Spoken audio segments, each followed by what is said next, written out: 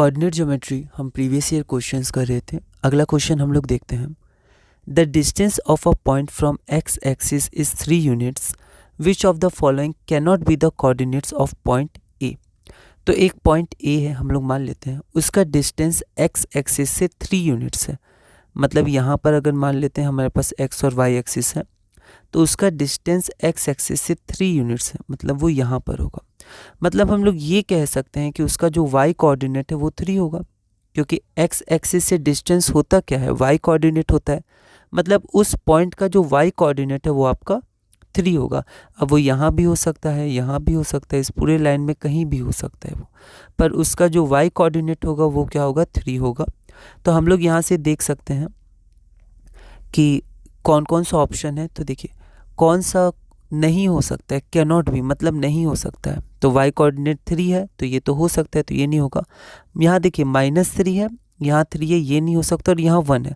अच्छा, क्या -3 कोऑर्डिनेट हो सकता है? हाँ हो सकता है, क्योंकि अगर वो लेफ्ट साइड में होगा, यहाँ पर होगा, तो भी उसका डिस्टेंस तो 3 ही होगा, पर उसका वाई कोऑर्डिनेट -3 होगा। इसलिए हम लोग मैग्नीट्यूड लेते हैं। कोऑर्डिनेट पॉजिटिव निगेटिव दोनों हो सकते हैं, पर डिस्टेंस पॉजिटिव होता है। तो उसका जो वाई कोऑर्डिनेट है वो 3 भी हो सकता है, -3 भी हो सकता है, तो ये भी हो सकता है, तो इसलिए बी भी नहीं होगा। तो आंसर हो जाएगा डी। 3 और 1 उसका कोऑर्डिनेट नहीं हो सकता है, क्योंकि 1 मतलब उसका एक्स एक्सिस से डिस्टेंस 1 होगा, 3 नहीं होगा। और क्वेश्चन में लिखा है उसका एक्स एक्सिस से डिस्टेंस 3 यूनिट्स होता है। तो हमें ये बातों का ध्यान रखना है, और अचानक इसको नहीं, थोड़ा सोच समझ के हमें आंसर देना है ना। 2025 1 मार्क का क्वेश्चन था। The distance of a point P X Y from X axis is the magnitude of the Y coordinate Y. ठीक है, वाई हमारा वाई कोऑर्डिनेट है, इसे ऑर्डिनेट भी कहते हैं। From the options 3 1 can not be the coordinates of the point A. अगला question है the distance of which of the following points from the origin is less than 5 unit. तो less than 5 units, तो यहाँ पर origin हमारा एक point हो गया 0 0, और यहाँ पर ये 4 पॉइंट्स दिए हुए हैं। तो बस हमें डिस्टेंस फार्मूला निकालना है। जैसे अगर ए के लिए हम लोग चेक करें तो हमारे पास 2 पॉइंट हो गया, एक हो गया 0 0 और एक हो गया 3 4। इसका डिस्टेंस अगर हम लोग डिस्टेंस निकालेंगे तो इसका डिस्टेंस हमारा हो जाएगा √3 - 0 का स्क्वायर मतलब 9, और 4 - 0 का स्क्वायर मतलब 16, मतलब यहाँ पर 5 यूनिट्स आ जाएगा। पॉजिटिव होता है डिस्टेंस, पर लिखा है लेस देन 5 यूनिट्स, तो ए तो नहीं होगा।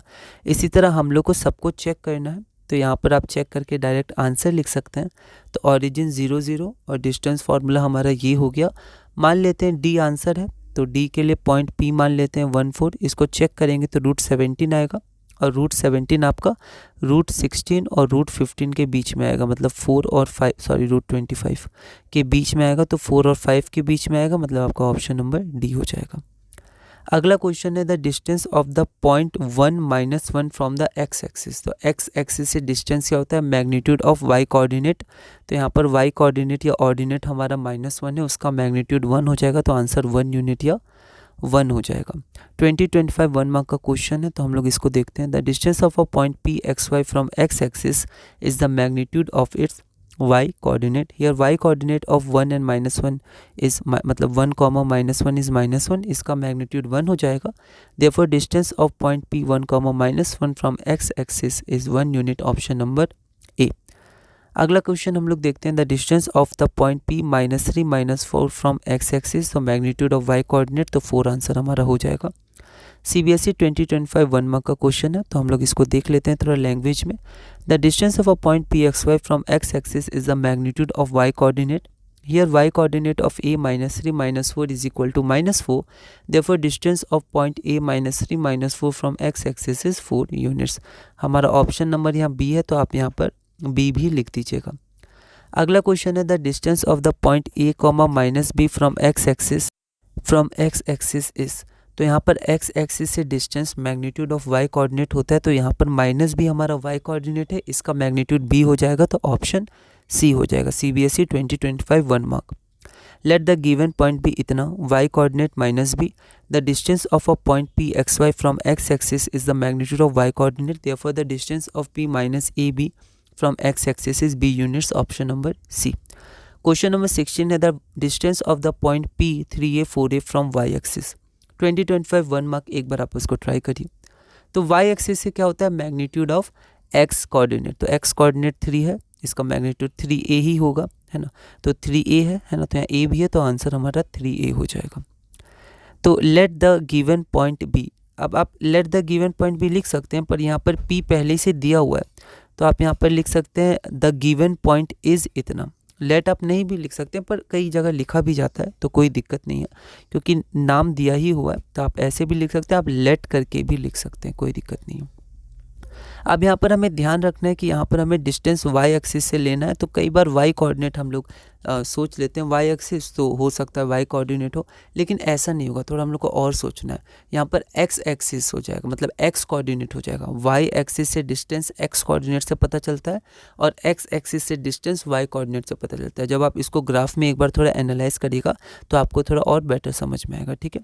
तो ऐसे हम लोग को ध्यान नहीं रखना है कि वाई एक्सिस से डिस्टेंस मतलब वाई कोऑर्डिनेट देख लो, नहीं, वाई एक्सिस से डिस्टेंस तो उस पॉइंट का एक्स कोऑर्डिनेट हमें देखना है, वो भी मैग्नीट्यूड, क्योंकि निगेटिव भी हो सकता है कोऑर्डिनेट।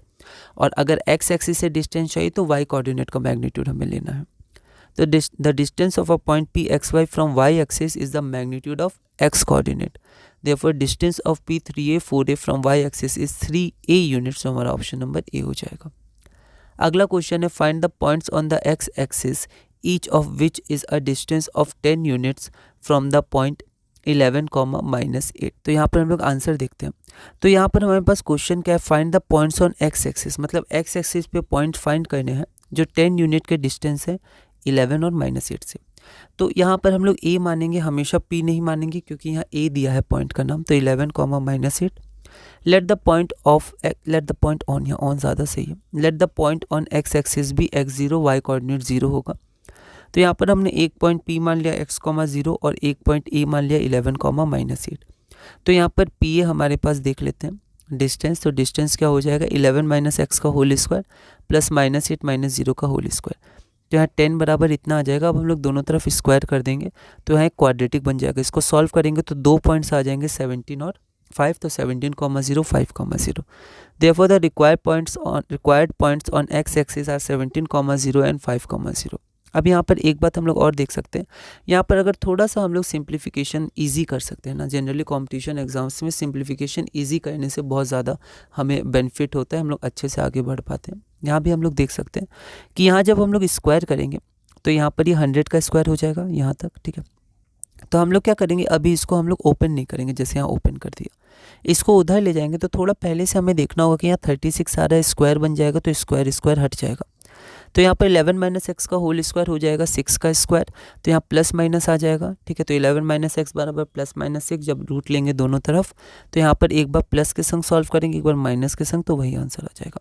तो आप दोनों तरीका देख सकते हैं, ये नहीं है तो आप ये नॉर्मल मेथड कर सकते हैं, ठीक है। पर आप आगे बढ़े क्योंकि इन सब क्वेश्चंस में हम लोग मार्क्स ला सकते हैं, तो ये रिक्वायर्ड पॉइंट्स हो गया। तो इसी के साथ हमने क्लास नंबर 3 पूरा किया। क्लास नंबर 4 में हम लोग टॉपिक 2 करेंगे। इंपॉर्टेंट टॉपिक है वर्टिसेस ऑफ अ फिगर, मतलब वर्टिसेस दिए रहेंगे पैरेललोग्राम के, ट्रायंगल्स के, और हमें प्रूफ करना होगा कि ये राइट ट्रायंगल है, कि ये आइसोसेलेस ट्रायंगल है, कि ये रेक्टेंगल है, कि ये स्क्वायर है, ठीक है। तो ऐसे करके हमें प्रूफ करना होगा। ये हमारा पहला क्वेश्चन है, 2023 कंपार्टमेंट में 2 मार्क्स का पूछा गया था। एक बार आप इस क्वेश्चन को ट्राई करिएगा। अगली वीडियो में क्वेश्चन नंबर 18 से कंटिन्यू करेंगे और धीरे धीरे हम लोग आगे बढ़ेंगे।